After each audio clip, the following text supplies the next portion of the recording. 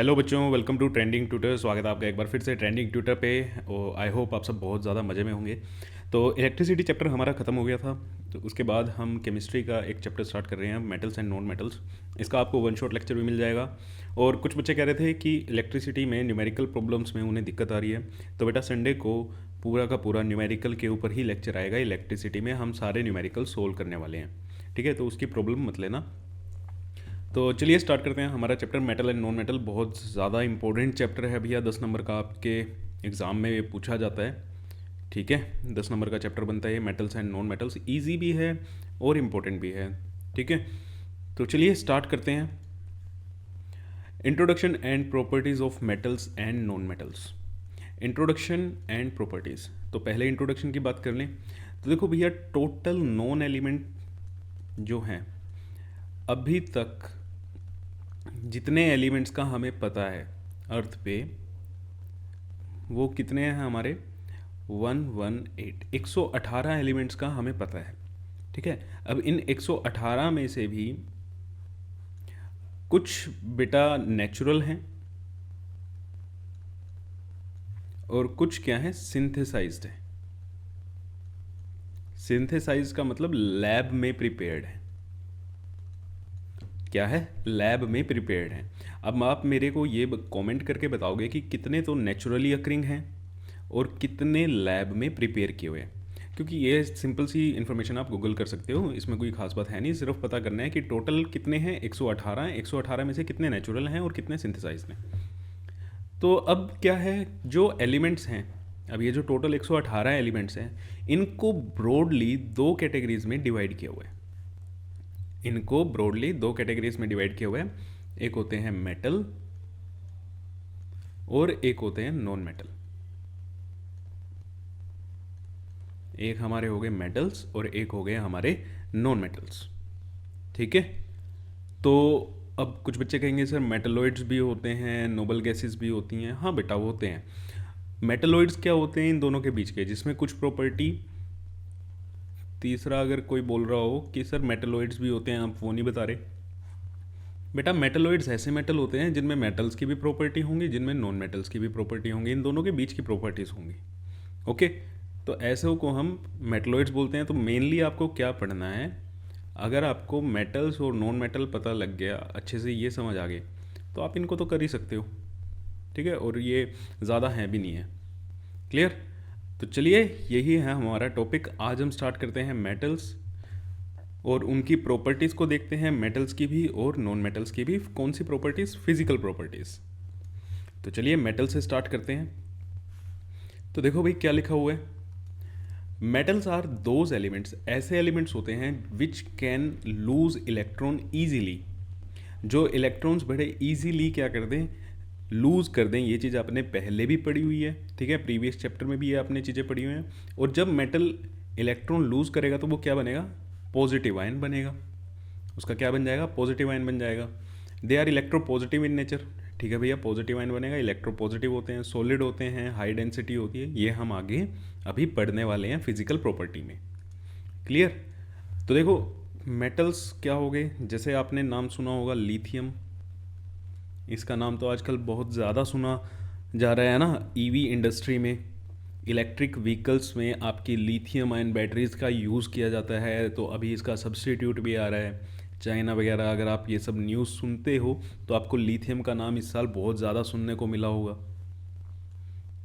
Sodium, potassium,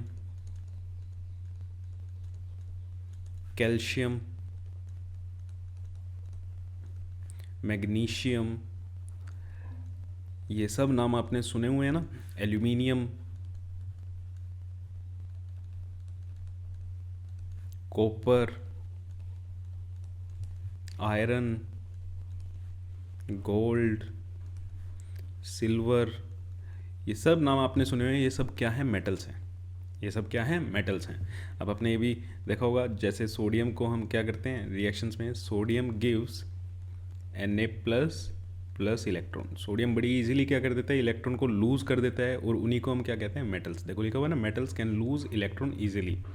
magnesium, magnesium 2 electron lose कर देता है, Mg2++2 electron. Aluminium gives Al3+ plus 3 electron.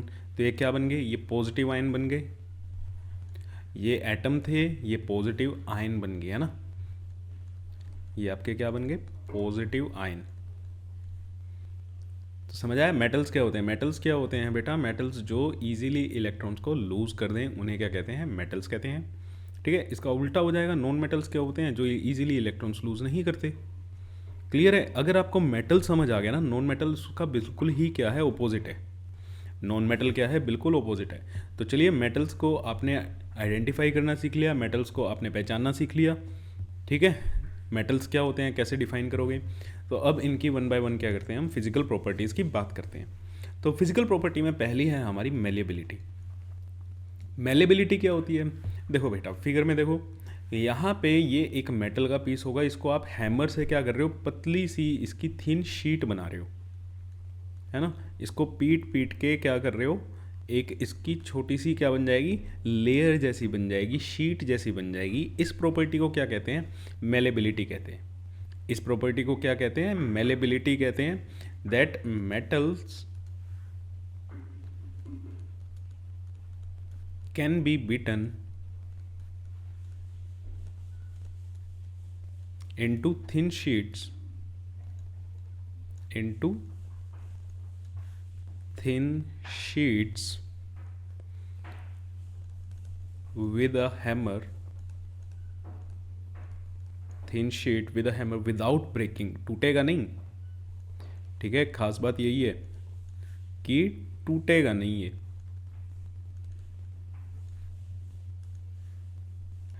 अब कोई भी पीस ऑफ मेटल होता है, उस पर आप क्या करते हो, फोर्स लगाते हो। ठीक है, उसको मतलब क्या करना है, पिचका रहे हो आप, दोनों साइड से दबा रहे हो, ये पिचक जाएगा, यहाँ पे आपने फोर्स लगाया और ये किस में कन्वर्ट हो जाएगा, एक पतली सी शीट में आपका कन्वर्ट हो जाएगा, थिन शीट इसकी बन जाएगी। इस प्रॉपर्टी को हम क्या कहते हैं, मेलेबिलिटी। ठीक है, और ये जो आपने दोनों साइड से फोर्स लगाया, ये किस नेचर का है, इस फोर्स का नेचर कैसा होगा।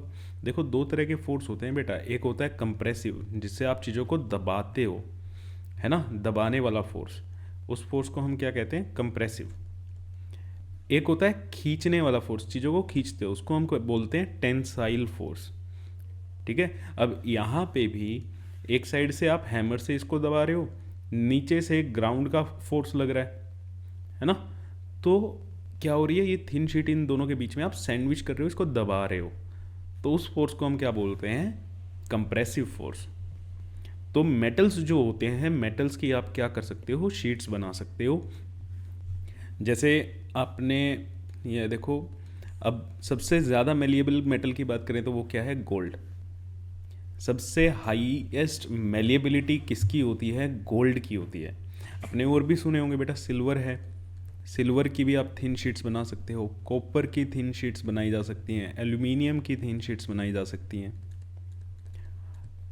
ठीक है ना, इसकी सिल्वर फॉयल आप बनाओ। आपने कई स्वीट्स होती हैं, स्वीट्स की डेकोरेशन में, ठीक है ना, कुछ बर्फ़ी ऐसी आती है जिनके ऊपर चांदी का वर्क होता है, तो वो स्वीट्स की डेकोरेशन में यूज़ किया जाता है। एल्यूमिनियम फॉयल आप सबको पता ही है, पैकेजिंग में यूज़ की जाती है। एल्यूमिनियम फॉयल आपकी पैकेजिंग में यूज़ की जाती है, कई यूटेंसिल्स बनाने के लिए भी यूज़ की जाती है, कुकिंग यूटेंसिल्स बनाने में भी क्या होता है, यूज़ की जाती है। अच्छा, आज थोड़ा सा वॉइस का थोड़ा सी प्रॉब्लम रह सकती है, क्योंकि गला ख़राब हुआ है, मौसम चेंज हो रहा है ना, तो इस कारण से मेरी भी तबीयत ख़राब है, तो थोड़ा कोऑपरेट कर लेना। ठीक है बेटा, तो ये क्या होती है, ये प्रॉपर्टी क्या होती है, मेलेबिलिटी। तो मेटल्स याद रखना, मेटल्स क्या होते हैं बेटा, मेलेबल होते हैं, मीन्स उनकी आप थिन शीट्स बना सकते हो। और एक और प्रॉपर्टी, ऐसी ही प्रॉपर्टी होती है जिसे हम कहते हैं डक्टिलिटी। मेलेबिलिटी में आप मेटल्स की शीट्स बना रहे थे, डक्टिलिटी में आप क्या करोगे, उनको खींच के ऐसे वायर्स, पतली पतली वायर्स बना सकते हो। ठीक है, the property which allow metals to be drawn into thin wires, आप उनकी वायर्स बना सकते हो, तो उसे हम क्या कहते हैं, डक्टिलिटी। अब फ़र्क क्या है, अब यहाँ पे देखना फ़र्क क्या था, जैसे ये पीस हमने लिया मेटल का, वहाँ पे आप फोर्स लगा रहे थे, उसको दबा रहे थे। अब यहाँ पे आप इसको वायर बनानी है तो आपको इस मेटल को खींचना पड़ेगा, है ना। खींचोगे तो ये इसकी पतली सी क्या हो जाएगी, वायर बन जाएगी,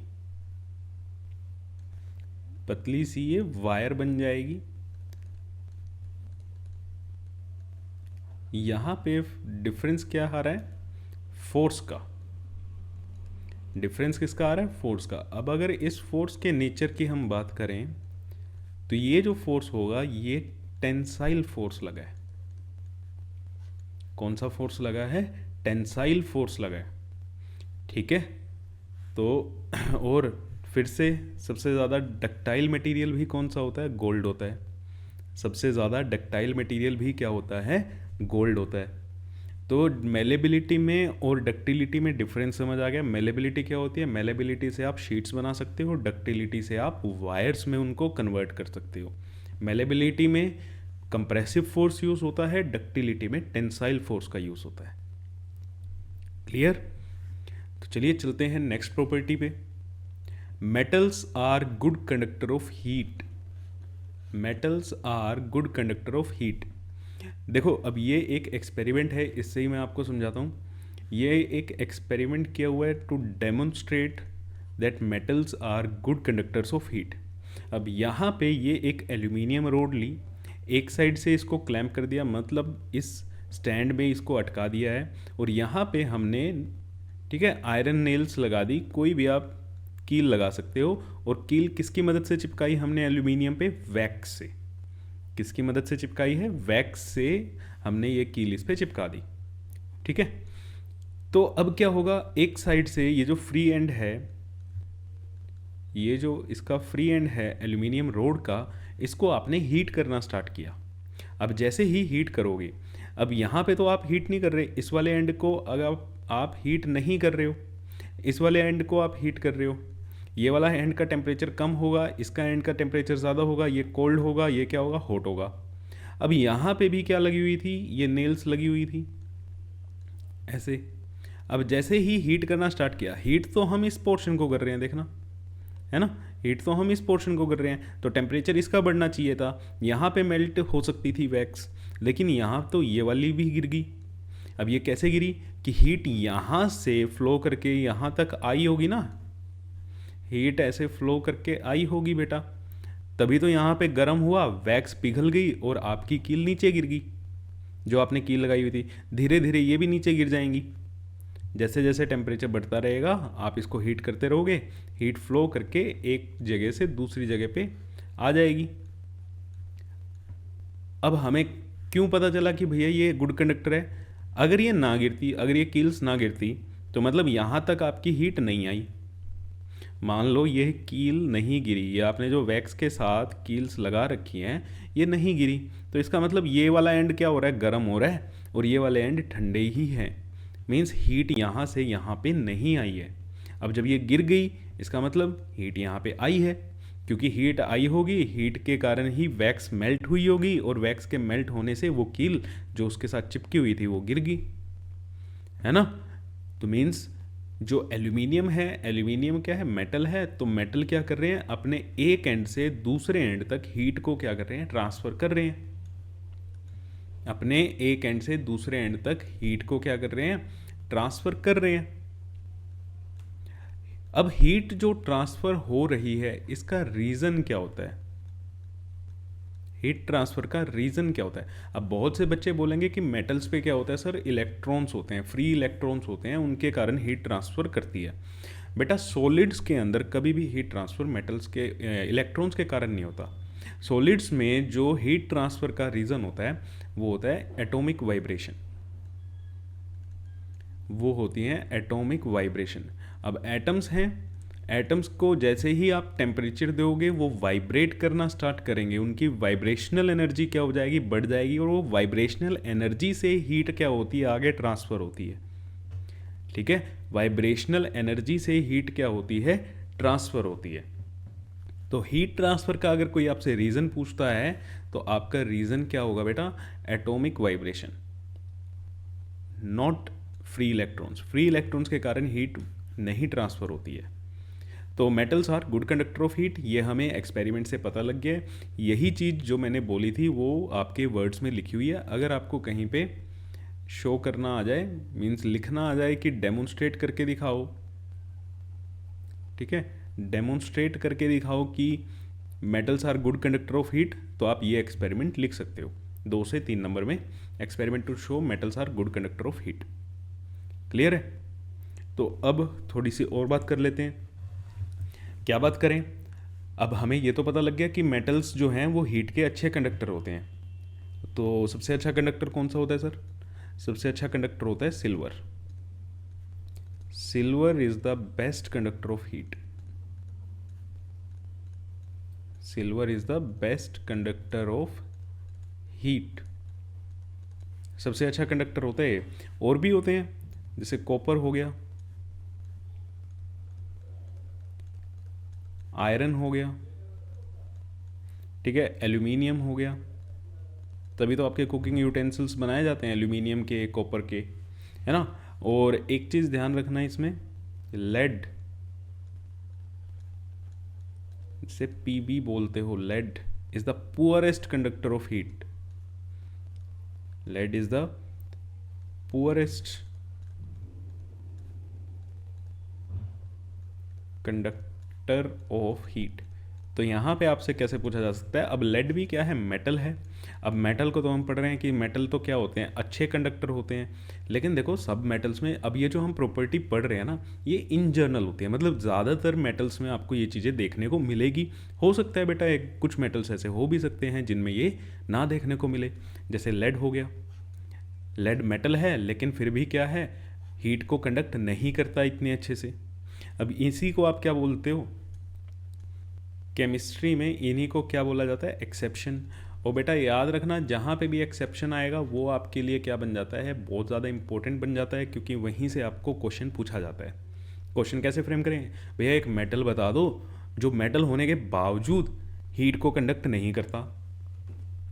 कि जर्नली तो सारे मेटल हीट कंडक्ट करते हैं, बट कोई एक ऐसा बता दो जो मेटल होने के बावजूद भी हीट कंडक्ट नहीं कर रहा।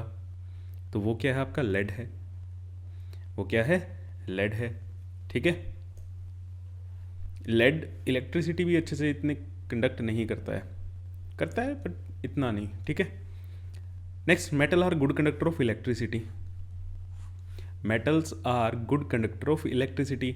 गुड कंडक्टर ऑफ इलेक्ट्रिसिटी का रीज़न आएगा आपका। अब ये इलेक्ट्रिसिटी क्यों अच्छे से कंडक्ट करते हैं? देखो इलेक्ट्रिसिटी आपने चैप्टर भी पढ़ लिया होगा, है ना। फ्री इलेक्ट्रॉन्स की हमने बात की थी। Because of free electrons, because of free electrons, इसका रीज़न आएगा कि मेटल्स के पास क्या होते हैं? फ्री इलेक्ट्रॉन्स होते हैं। तो फ्री इलेक्ट्रॉन्स होते हैं तो उसके कारण वो इलेक्ट्रिसिटी कंडक्ट कराते हैं। ओके, अब ये एक्सपेरिमेंट दे रखा है, क्या है? मान लो ये सेल लगा रखे है, सेल से वायर्स कनेक्ट की हुई हैं। एक आपने ये बल्ब लगा दिया, उसका एक एंड वाली वायर ये रही और बैटरी के दूसरे एंड की वायर ये रही, और बैटरी का एक एंड बल्ब के एक एंड से कनेक्टेड है। अब आपको पता है जब ये वायर आपस में जुड़ेंगी, है ना, ये वायर आपस में कनेक्ट होगी तभी तो क्या होगा? ये बल्ब ग्लो करेगा।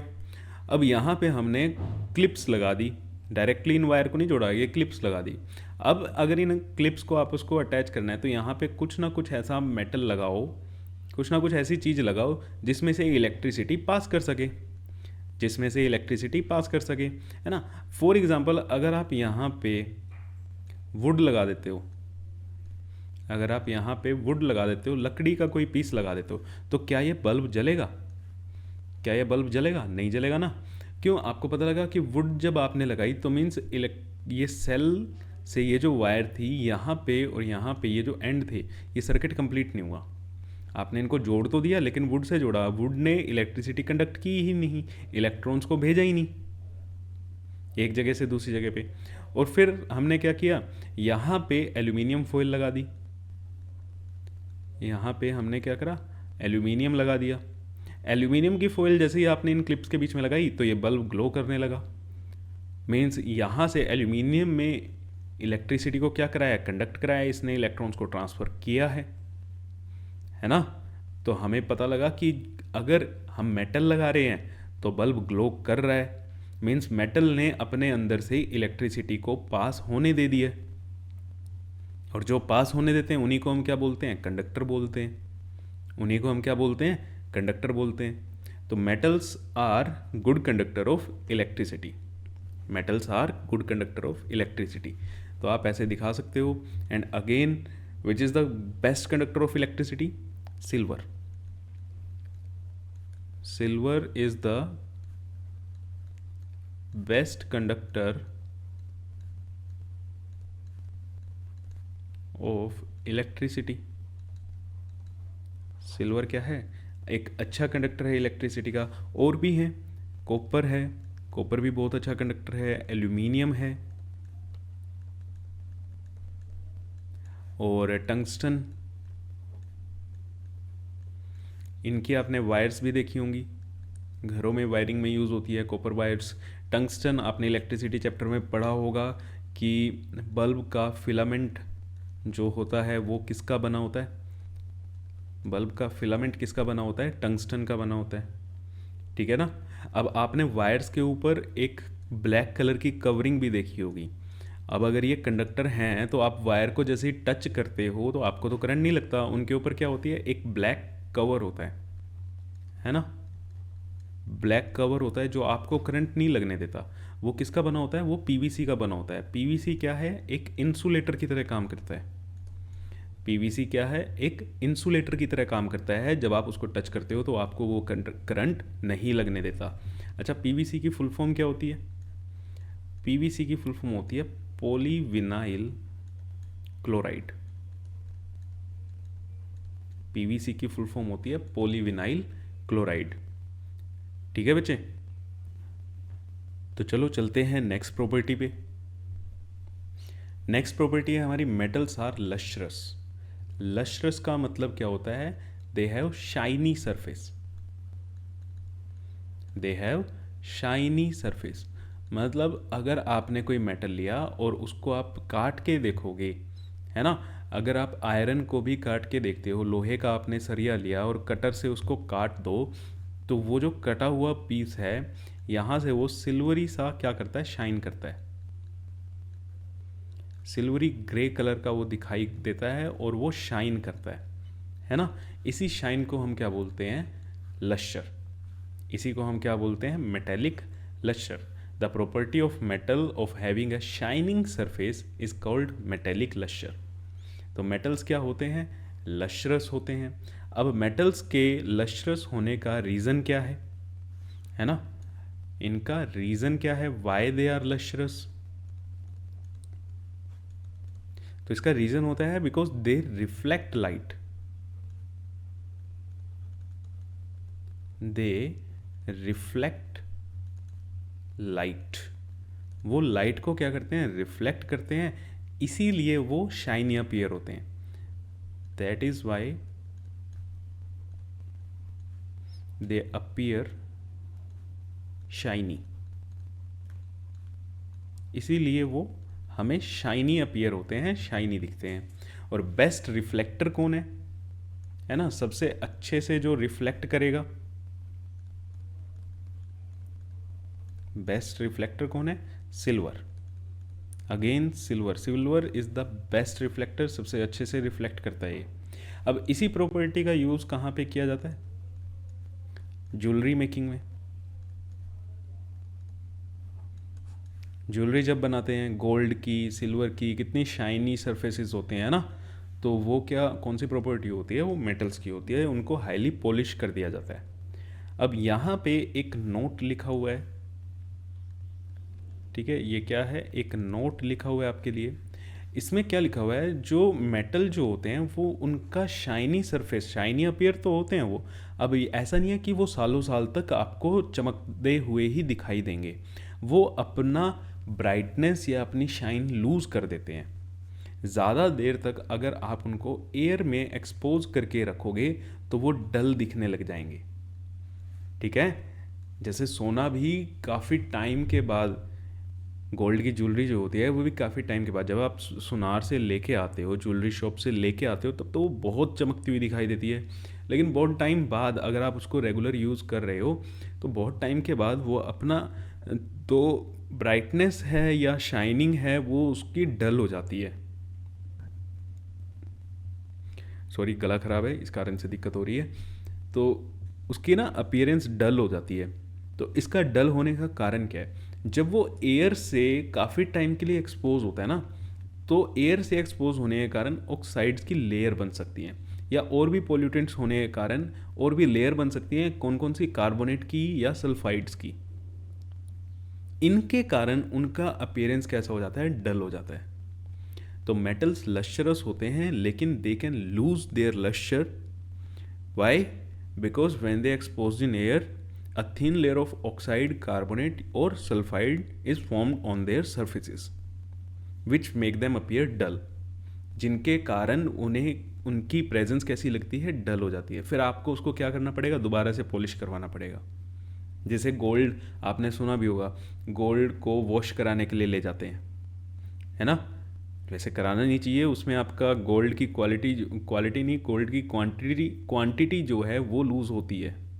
थोड़ा बहुत गोल्ड सुनार के ना उस पानी में निकल जाता है। ठीक है, तो ये चीज़ होती है। मेटल क्या होते हैं? लश्रस होते हैं। Next property, metals are generally hard. Metals क्या होते हैं? हार्ड होते हैं। भैया आपने जितने भी मेटल हैं वो देख लो आप। आयरन हार्ड है या नहीं है? कॉपर हार्ड है या नहीं है? हार्डनेस का मतलब क्या होता है? हार्डनेस का मतलब होता है कि उस पर स्क्रैच जल्दी से नहीं आएंगे, ठीक है ना? रेजिस्टेंट होता है वो काफ़ी चीज़ों से। ओके, तो अगर मैं आपसे पूछूं हार्डेस्ट मटेरियल कौन सा होता है? हार्डेस्ट मटेरियल नहीं, सॉरी, हार्डेस्ट मेटल कौन सा होता है? हार्डेस्ट मेटल कौन सा है? तो क्या आपके दिमाग में आंसर आ गया? आ गया तो जल्दी से कमेंट करके लिख दो, मेरे लिखने से पहले लिख दो। जिस बच्चे के दिमाग में आ गया है मेरे लिखने से ना पहले लिख दो, तो फिर चेक कर लेना भैया। तो 3 के काउंट पे मैं लिखने वाला हूँ, 1 2 एंड 3। चलो अब मैं अपना आंसर लिखने वाला हूँ। आई होप आपने भी लिखा होगा। क्रोमियम जो होता है वो हार्डेस्ट होता है। क्रोमियम क्या होता है? हार्डेस्ट होता है। ठीक है, अब इसमें कुछ एक्सेप्शन भी हैं। जैसे सोडियम हो गया, पोटेशियम हो गया, या लिथियम हो गया। ये क्या होते हैं? ये सारे के सारे सॉफ्ट होते हैं। अब ये तो मेटल भी हैं, हाँ हैं, लेकिन मेटल जर्नली तो हार्ड होते हैं बेटा, वही लिखा हुआ है जर्नली। जनरली ये सारे क्या होते हैं? हार्ड होते हैं, बट कुछ होते हैं जो सॉफ्ट भी होते हैं। सोडियम आपका सॉफ्ट है, लिथियम सॉफ्ट है, पोटेशियम सॉफ्ट है। They can be cut by knife, आप उनको चाकू से काट सकते हो। आप अपने घर के चाकू से क्या लोहे का सरिया काट दोगे? नहीं कटेगा ना, आपको कॉपर की वायर काटने में भी प्रॉब्लम होएगी। बट सोडियम को, पोटेशियम को, इनको आप घर के जो किचन में नाइफ यूज़ होता है उससे आप काट सकते हो। अच्छा, अब इसी में मेरे को ये भी बता दो यार, सॉफ्टेस्ट मेटल कौन सा होता है? जो सबसे सॉफ्ट है। अब अगेन जिसके दिमाग में आ गया तो जल्दी से आंसर कर दो यार, है ना? कमेंट कर दो कौन सा सॉफ्टेस्ट है।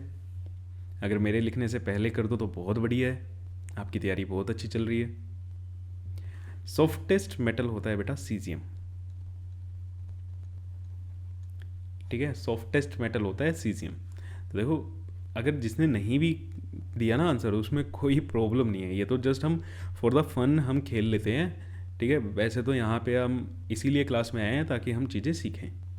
ठीक है, आप अगर किसी ने नहीं भी लिखे आंसर तो उसमें कोई प्रॉब्लम नहीं होती बेटा, ये जस्ट थोड़ा सा क्लास का माहौल बनाने के लिए होता है, आपको भी मज़ा आए और हमारा भी क्या लगता है, अच्छा लगता है जब बच्चे पढ़ते हैं। तो चलो next property, metals are sonorous. अब ये सोनोरस क्या होता है? सोनोरस का मतलब होता है साउंड प्रोड्यूसिंग। मेटल से क्या है? साउंड प्रोड्यूस करते हैं। मेटल की प्रॉपर्टी होती है जिससे वो क्या करते हैं? बेल की तरह साउंड प्रोड्यूस करते हैं। इसीलिए आपने देखा होगा जो टेम्पल्स होते हैं, ठीक है, उनमें जो बेल्स लगी होती हैं वो किसकी होती हैं? मेटल्स की होती हैं। वो किसकी होती हैं? मेटल्स की होती हैं। ब्रास, टिन, ठीक है, या ब्रोंज, ये सब चीज़ें आपने देखी होंगी। मेटल्स को जैसे ही आप किसी हार्ड सरफेस से हिट करोगे, हार्ड सरफेस पे हिट करोगे, तो उसमें से क्या निकलती है? साउंड निकलती है। उसी प्रॉपर्टी को हम क्या कहते हैं?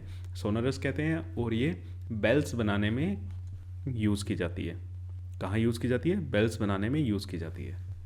तो चलो नेक्स्ट प्रॉपर्टी। नेक्स्ट प्रॉपर्टी क्या है? Metals are solid at room temperature. Metals are solid at room temperature. अब पहली बात तो ये रूम टेम्परेचर कितना होता है ना? सबके रूम का टेम्परेचर अलग अलग होगा, सब अलग अलग रीजन से देख रहे होंगे। तो रूम टेम्परेचर की जब भी हम बात करते हैं, कहीं पे भी साइंस में अगर आप रूम टेम्परेचर लिखा हुआ देख रहे हो तो उसका मतलब क्या है? 25 डिग्री सेल्सियस या 298 केल्विन। केल्विन में बात करो तो 298। अब इन पे आप देख लो भैया, आप गोल्ड को देख लो, गोल्ड मेटल है, बिल्कुल है, सॉलिड दिखता है ना रूम टेम्परेचर पे। कॉपर, एल्यूमिनियम, आयरन, ये सब क्या दिखते हैं आपको? सॉलिड ही दिखते हैं। लेकिन एक ऐसा मेटल है जो मेटल होने के बावजूद भी रूम टेम्परेचर पे भी क्या दिखता है? लिक्विड फॉर्म में होता है। तो एक्सेप्शन क्या है? ओनली लिक्विड मेटल एक ही है जो लिक्विड होता है, और वो कौन सा है? मरकरी। मरकरी Hg, ठीक है। आपने थर्मामीटर्स में देखा होगा, अगर जिसने पुराने थर्मामीटर्स देखे हैं, मरकरी थर्मामीटर्स, उनमें मरकरी होता है, सिल्वरी ग्रे कलर का आपको दिखाई देगा, शाइनी सा दिखाई देता है, ठीक है।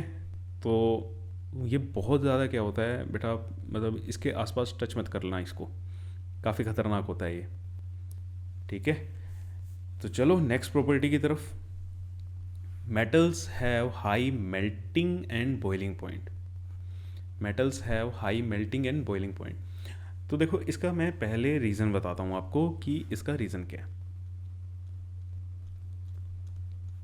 मेटल्स जो होते हैं जनरली बेटा क्या होते हैं? सॉलिड होते हैं।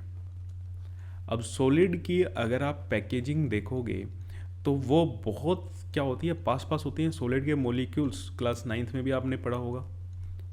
सॉलिड के मॉलिक्यूल्स क्या होते हैं? बहुत ज़्यादा पास पास होते हैं। अब बहुत ज़्यादा पास पास ये होते हैं, इसका रीज़न क्या है? इनके बीच में स्ट्रॉन्ग फोर्सेस ऑफ अट्रैक्शन होती हैं। जो फोर्सेस ऑफ अट्रैक्शन है वो काफ़ी ज़्यादा स्ट्रॉन्ग है। फोर्सेस ऑफ अट्रैक्शन का मतलब एक मॉलिक्यूल ने, एक एटम ने दूसरे एटम को बहुत स्ट्रॉन्गली होल्ड कर रखा है, बहुत मजबूती से पकड़ रखा है। Strong forces of attraction, strong forces of attraction होती हैं इसमें। अब स्ट्रॉन्ग फोर्सेस ऑफ अट्रैक्शन होंगी मीन्स बहुत ज़्यादा ज़ोर से इन्होंने पकड़ रखा है। जब आप इसको हीट करोगे तो ये बॉन्ड को टूटने में उतना ही टाइम लगेगा। जितना फोर्स स्ट्रॉन्ग होगा उतना ही क्या होगा? इसको तोड़ना भी मुश्किल होगा। और जब तक ये टूटेगा नहीं तो तब तक ये क्या होगा? लिक्विड में कन्वर्ट ही नहीं होगा। लिक्विड में कन्वर्ट होने का मतलब क्या है? इनके बीच की स्पेसिंग क्या होगी? बढ़ेगी, क्योंकि लिक्विड में स्पेसिंग क्या होती है? ज़्यादा होती है। गैसेज में सबसे ज़्यादा होती है ना। तो इसका रीज़न क्या होता है? Because of strong forces of attraction.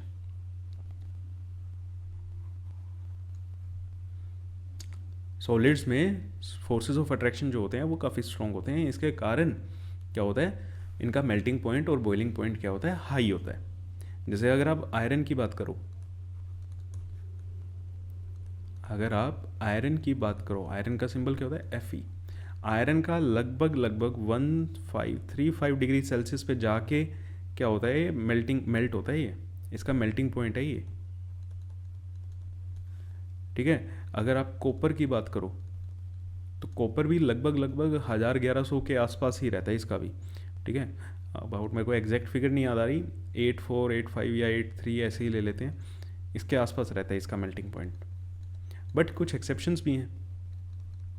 Again exception से आपके पास ज़्यादा क्वेश्चन आते हैं। कुछ एक्सेप्शंस भी हैं। एक्सेप्शंस जैसे सोडियम, सोडियम मेटल है लेकिन इसका मेल्टिंग पॉइंट जो है वो 98 डिग्री सेल्सियस है। पोटेशियम, पोटेशियम अबाउट 65 के आसपास क्या हो जाता है, मेल्ट हो जाता है। गैलियम, ये दो इंटरेस्टिंग है, गैलियम और सीजियम, इनका तो बहुत कम है। गैलियम आई गेस 30 डिग्री के अराउंड और caesium I guess 28 degree Celsius के अराउंड क्या हो जाता है, मेल्ट हो जाते हैं। ये क्या लिखे हैं, इनके मेल्टिंग पॉइंट हैं, और इन पे तो स्टार लगा लेना, ये बहुत ज़्यादा है। कि अब ये देखो भैया, हमारी बॉडी का, ठीक है, नॉर्मल टेम्परेचर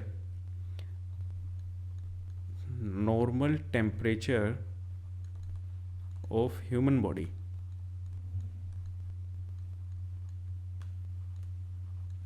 कितना होता है, 37 डिग्री सेल्सियस हम लेके चलते हैं हमारे, मतलब अगर आप, और इनका मेल्टिंग पॉइंट 37 से कम है, मीन्स अगर आप इनको हाथ में पकड़ भी लोगे ना और मुट्ठी में दबा लोगे, ये मेल्ट हो जाएंगे। गैलियम एंड सीजियम, इनका मेल्टिंग पॉइंट हमारी बॉडी से भी कम है। मेल्टिंग पॉइंट का मतलब क्या है, आपको इतना टेम्परेचर मिला तो ये क्या हो जाएंगे, मेल्ट हो जाएंगे बेटा। अब हमारी बॉडी पे ही क्या है, 37 एवरेज है, और गैलियम और सीजियम तो उससे कम पे ही हो रहे हैं, तो हमारी बॉडी पे रखते ही ये क्या हो जाएंगे, मेल्ट हो जाएंगे। ठीक है, तो इसीलिए इनको कहते हैं they start melting in palm. हाथ पे रख दो, हथेली पे रख दो, हथेली पे ही क्या हो जाते हैं, ये मेल्ट करना स्टार्ट कर देते हैं। इसका रीज़न क्या है, इनका मेल्टिंग पॉइंट बहुत कम है। ओके, तो आई होप आपको ये समझ आ गया होगा। Metals have high density, metals की डेंसिटी क्या होती है, जनरली हाई होती है। हाई डेंसिटी का मतलब क्या होता है, means they are heavy, means they are heavy. अच्छा, अब यहाँ पे मैं एक्सेप्शन बता देता हूँ। Exception again sodium and potassium है, सोडियम एंड पोटेशियम, इनकी जो होती है डेंसिटी लो होती है। आप मुझे ये बताओगे कि किस मेटल की डेंसिटी सबसे ज़्यादा होती है, इसका आंसर मैं लिखूंगा ही नहीं, ठीक है। हाईएस्ट डेंसिटी किस मेटल की होती है, मेटल की बात कर रहे हैं, तो मेटल में यहाँ पे आपका होमवर्क है, आपको पता है, आपको शीट तो मिली जाती है, मतलब ये पीडीएफ तो मिली जाती है, तो बस ये क्या है, आपका होमवर्क है यहाँ पे। ओके, तो नेक्स्ट अब हम बात करते हैं physical properties of non metal की। अब हम जनरली नॉन मेटल की बात करते हैं, मेटल में इतना ही था। अगर आपको मेटल आ गया ना, नॉन मेटल जस्ट उसका क्या कर दो, अपोजिट कर दो। देखो, मेटल्स क्या थे, इलेक्ट्रॉन इजीली लूज कर देते थे, नॉन मेटल्स नहीं करेंगे, do not easily loose electrons. Electron donate करते ही नहीं है, देते ही नहीं है, ठीक है, बल्कि एक्सेप्ट करते हैं, नॉन मेटल्स जो है वो एक्सेप्ट करते हैं। अब जैसे अगर हम बात करें प्रॉपर्टीज़ में, तो पहले हमने शायद पढ़ी थी मेलेबिलिटी, पहले हमने पढ़ी थी मेलेबिलिटी। नॉन मेटल्स की बात करें तो ये मेलेबल नहीं होते। डक्टिलिटी, ये डक्टाइल भी नहीं होते। सर, ये मेलेबल भी नहीं होते, ये डक्टाइल भी नहीं होते, फिर नॉन मेटल होते क्या हैं, दे आर ब्रिटल। उन्हें हम क्या कहते हैं, नॉन मेटल्स जो होते हैं वो क्या होते हैं, ब्रिटल होते हैं। अब ब्रिटल पता है तुम्हें क्या होता है, ब्रिटलनेस पता है तुम्हें क्या होता है, ब्रिटलनेस का मतलब क्या है। देखो, मेलेबिलिटी और डक्टिलिटी का मतलब क्या था, आप दबा रहे हो तो ये शीट में बन जाएंगे, खींच रहे हो तो ये वायर जैसे शेप ले लेंगे। अब ब्रिटल में क्या होता है, एकदम ना टूट जाएंगे। जैसे ग्लास है, कांच का ग्लास है आपका, घर में कोई भी कांच का गिलास लेना, तो उसको चाहे आप दबाओ चाहे आप खींचो, वो टूटेगा एकदम। ना तो वो ऐसा नहीं होगा कि वो पतला होएगा, शीट में कन्वर्ट होएगा, ना ही उसकी वायर बनेगी, वो एक ही दम क्या हो जाएगा, टूट जाएगा। तो उसे हम क्या कहते हैं कि वो क्या है, ब्रिटल है, वो क्या है, ब्रिटल है, ठीक है। तो उसके बाद आई डोंट नो मैंने क्या क्या पढ़ा है, शायद उसके बाद हमने इलेक्ट्रिसिटी वाली पढ़ी है ना, हीट और इलेक्ट्रिसिटी वाली। जो नॉन मेटल होते हैं they are poor conductor of heat and electricity, they are poor conductor of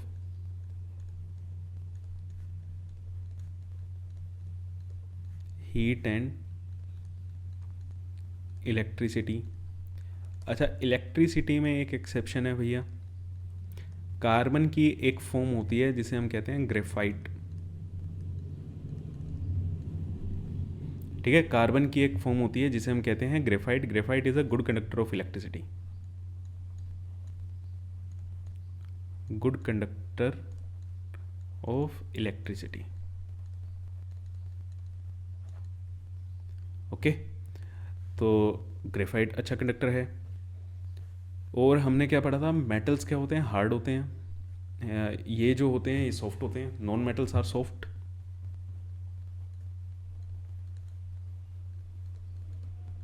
non metals are soft, ये जनरली क्या होते हैं, सॉफ्ट होते हैं। अब इसमें भी क्या है, एक एक्सेप्शन है, कार्बन की एक और फॉर्म होती है जिसे हम कहते हैं डायमंड। डायमंड तो हार्डेस्ट है ना, अभी तक का जो सबसे हार्डेस्ट सब्सटेंस हमें पता है। सब्सटेंस की बात कर रहे हैं, नॉन मेटल या मेटल की बात नहीं कर रहे, उसमें सब कुछ आ जाता है सब्सटेंस में। ठीक है, तो नॉन मेटल तो है ही है, तो मेटल की बात नहीं कर रहे। तो यहाँ पे डायमंड क्या होता है, नॉन मेटल है फिर भी क्या है, हार्ड है ना। जो और हमने नेक्स्ट क्या बात की थी कि मेटल्स जनरली सॉलिड होते हैं, नॉन मेटल सॉलिड भी हो सकते हैं, लिक्विड भी हो सकते हैं, गैसियस फॉर्म में भी हो सकते हैं। Okay, non metals can be solid, liquid और गैस। रूम टेम्परेचर पे ये सॉलिड भी हो सकते हैं, लिक्विड भी हो सकते हैं, गैस भी हो सकते हैं। सॉलिड जैसे आपका कार्बन है, कार्बन सॉलिड होता है। लिक्विड की बात करें, कार्बन के अलावा सल्फर भी होता है इसमें, ठीक है, ध्यान रखना। और लिक्विड की बात करें तो ब्रोमीन। अब इस पर स्टार मार्क कर लेना क्योंकि this is the only liquid non metal, only liquid non metal. Gas, hydrogen, nitrogen, oxygen, है ना, ये सब क्या है, ये गैसियस फॉर्म में है। तो नॉन मेटल लिक्विड भी हो सकते हैं, सॉलिड भी हो सकते हैं, गैस भी हो सकते हैं। लिक्विड वाले का ध्यान रखना, लिक्विड वाला इंपॉर्टेंट है, दूसरे कलर से मार्क कर देते हैं। ये लिक्विड वाला क्या है, थोड़ा सा इंपॉर्टेंट है। ब्रोमीन में आपसे पूछा जाता है कि ओनली लिक्विड नॉन मेटल कौन सा है। ठीक है, और अगर हम बात करें सोनोरस की, हमने बात की थी है ना, मेटल्स जो होते हैं वो सोनोरस होते हैं, non metals are non sonorous. Non metals are non sonorous, ये साउंड प्रोड्यूस नहीं करते। और हमने क्या बात की थी, lustrous, non metal are non lustrous, ये चमकते भी नहीं है। Non metals are non lustrous. अच्छा, इसमें एक एक्सेप्शन है, इसमें एक्सेप्शन है आयोडीन।